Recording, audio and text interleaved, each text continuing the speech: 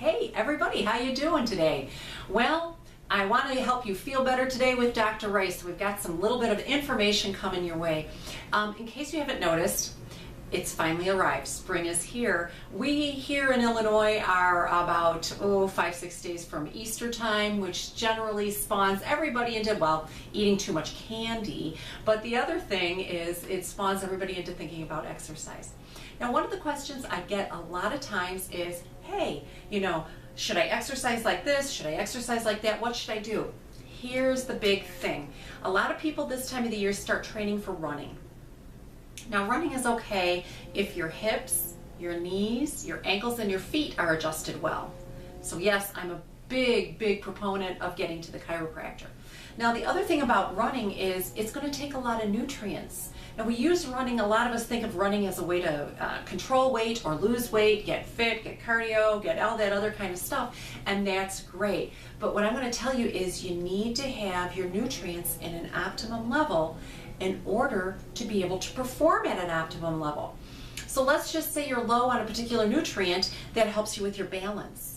Well, if your balance is off when you're running, you're going to end up injuring yourself because you'll fall down and skin your nose and do a face plant. And as one of my old friends says, a misuse of pavement will happen for you.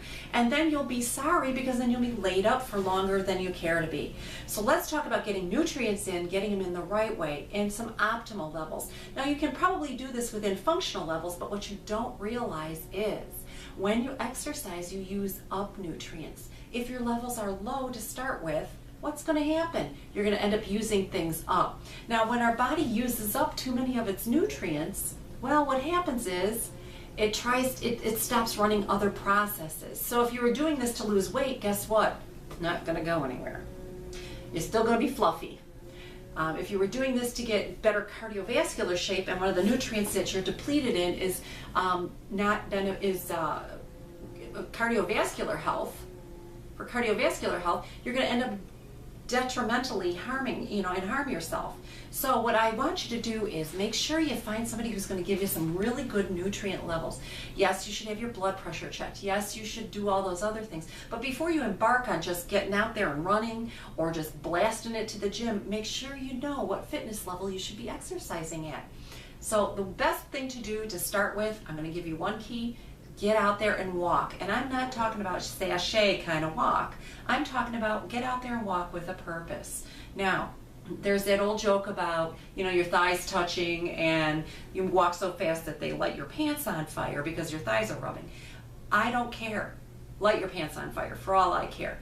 Just get out there and get moving.